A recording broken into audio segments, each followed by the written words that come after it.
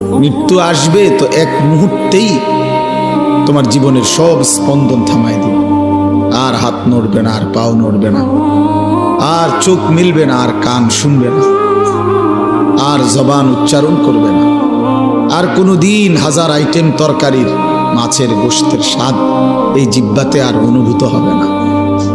এই পৃথিবীর সব আলো বাতাস থাকবে, রোদ উঠবে, বৃষ্টি আসবে, আলো হবে, অন্ধকার হবে, রাত হবে, দিন হবে, তুমি আর থাকবে না।